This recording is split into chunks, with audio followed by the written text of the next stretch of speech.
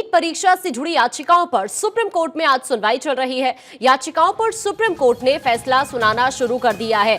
सरकार की बनाई समिति में मूल्यांकन कमेटी शामिल होगी, ये सीजेआई की तरफ से सुनवाई के दौरान कहा गया है। बड़ी खबर इस वक्त यह है कि फिलहाल सुनवाई चल रही है।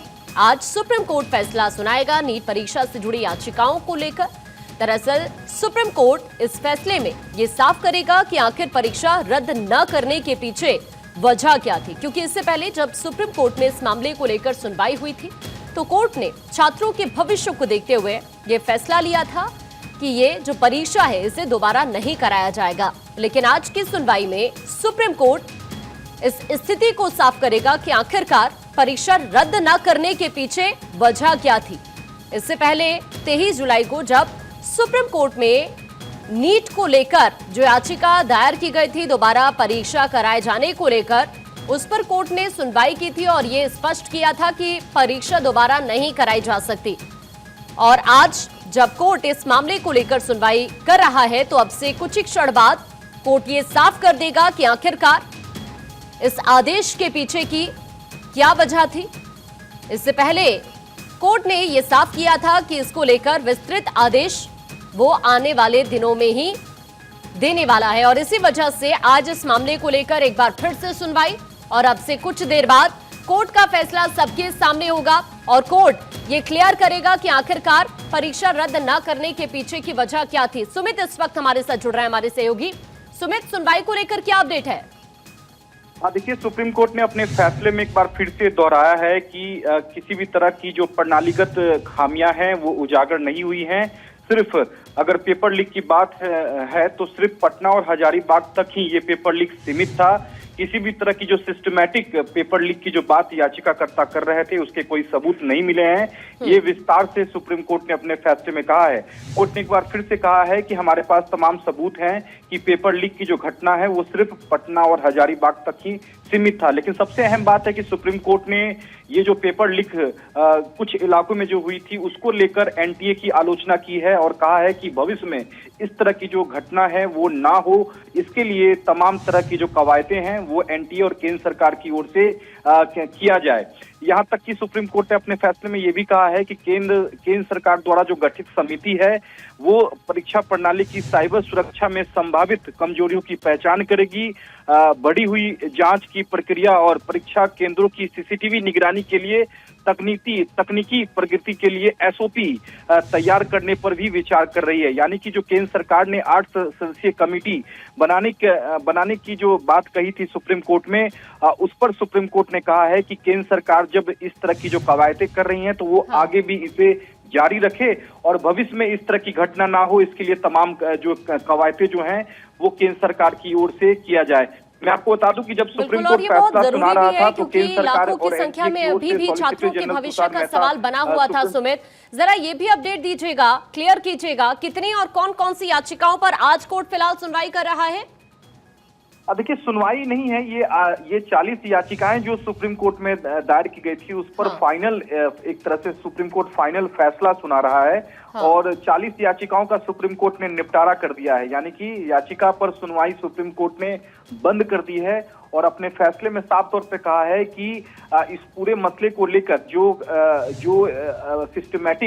सिस्टमैटिक लीक की बात कही जा रही थी वो हमारे पास सबूत नहीं है। पटना और हजारीबाग में ही पेपर लीक हुए थे और इसको लेकर सीबीआई जांच कर रही है और पूरे देश में जहां तक पेपर लीक की बात कही जा रही थी ऐसी कोई बात नहीं है।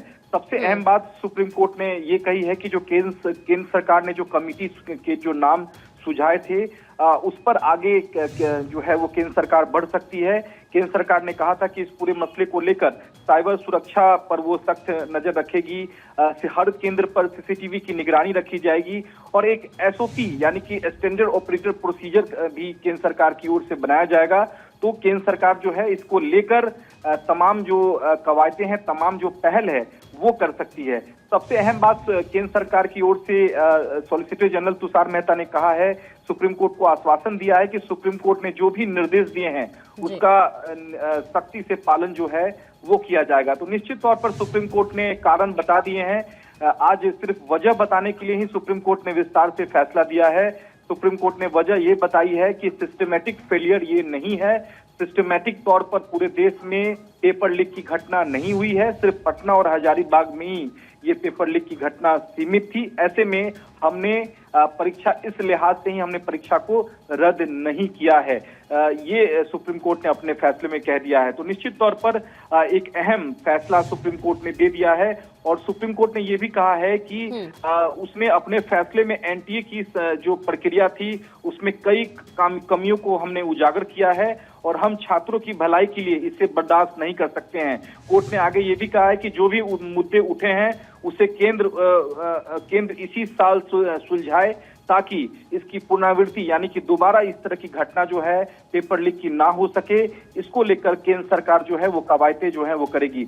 एक अहम बात यहाँ ये भी है कि अब के राधाकृष्णन की अध्यक्षता में 7 सदस्यीय कमेटी जो है वो केंद्र सरकार लगभग कॉन्स्टिट्यूट कर ली है। वो भविष्य में इस तरह की जो घटना ना हो, पेपर लीक की घटना ना हो, इसके लिए तमाम कवायदे करेंगी और सीसीटीवी कैमरा जो है वो हर केंद्रों पर लगाए जाएंगे और एक एसओपी भी केंद्र सरकार की ओर से बनाया जाएगा इस पूरे मसले पर। बिल्कुल सुमित, और इस तरह के फैसले कोर्ट की तरफ से देना कहीं ना कहीं जो छात्रों का विश्वास है देश की सर्वोच्च अदालत पर उसको भी और स्ट्रांग बनाता है। सुमित, बिल्कुल, निश्चित तौर पर सुप्रीम कोर्ट ने एक तरह से फटकार भी लगाई है, केंद्र और एनटीए की आलोचना भी की है कि आपने पटना हजारीबाग में जो पेपर लीक की घटना हुई उसे आपने क्यों नहीं रोका, समय रहते हुए पेपर लीक की घटना क्यों हुई, इसको लेकर भी सुप्रीम कोर्ट ने सवाल उठाया है और भविष्य में इस तरह की घटना ना हो इसके लिए जो केंद्र सरकार ने जो कमेटी सुझाई थी 7 सदस्यीय कमेटी, वो कमेटी अब अपना काम करेगी। हर केंद्र पर सीसीटीवी कैमरे लगाए जाएंगे।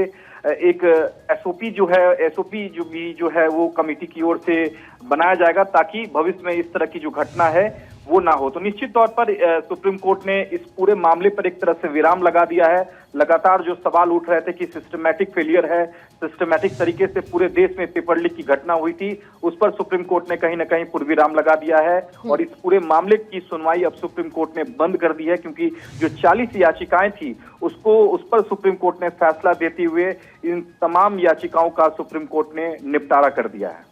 बिल्कुल, तो एक तरह से इसे सुनवाई नहीं बल्कि ये कहा जाएगा कि ये कोर्ट का जो फाइनल फैसला है नीट को लेकर ये कोर्ट ने सबके सामने रख दिया है कि आखिरकार कोर्ट ने क्यों परीक्षा रद्द नहीं की, उसके पीछे की वजह क्या थी, ये भी कोर्ट ने क्लियर कर दिया है। क्योंकि सुप्रीम कोर्ट का यही कहना है कि देखिए जो परीक्षा लीक हुई है, जो पेपर लीक हुआ है वो सिर्फ पटना और हजारीबाग में हुआ है और इसी वजह से हम देश के इतने सारे छात्रों के भविष्य को लेकर चीजें स्पष्ट करना चाहते थे। उनका भविष्य आगे अधर में ना लटके या फिर परीक्षा दोबारा कराना इतना इजी नहीं है, छात्रों के भविष्य का सवाल है और इसीलिए कोर्ट ने यह फैसला सुनाया कि दोनों जगहों पर सिर्फ परीक्षा लीक हुई है, बाकी पूरे देश में ये पेपर लीक नहीं हुआ था। केंद्र सरकार को भी इस मामले को लेकर निर्देश दिए गए हैं सुप्रीम कोर्ट की तरफ से कि आगे जो पेपर कराए जाएंगे, छात्रों के जो भविष्य का सवाल है उसको ध्यान में रखते हुए जो तमाम केंद्र हैं, जो परीक्षा केंद्र है, वहां पर उचित व्यवस्था की जाए। अब इस तरह की दोबारा से घटना देश के अंदर नहीं होनी चाहिए। तो ये क्लियर है कि जो 40 याचिकाएं सुप्रीम कोर्ट में नीट पेपर लीक को लेकर दायर की गई थी उन पर कोर्ट ने अपना फैसला सुना दिया है, ये एकदम क्लियर हो गया है। सुमित हमारे साथ लगातार बने हुए हैं, एक बार फिर से रुक कर लेते हैं। सुमित, हम उम्मीद करते हैं कि अब जो केंद्र सरकार को निर्देश जारी किए गए हैं, केंद्र सरकार के लिए जो कोर्ट की तरफ से कहा गया है कि आगे इस तरह की घटना नहीं होनी चाहिए, हम अब उम्मीद कर सकते हैं कि केंद्र सरकार भी इस पर अमल लेकर आएगी और साथ ही एनटीए में जो एग्जाम प्रोसेस को लेकर सवाल उठे हैं वो भी क्लियर हो पाएंगे।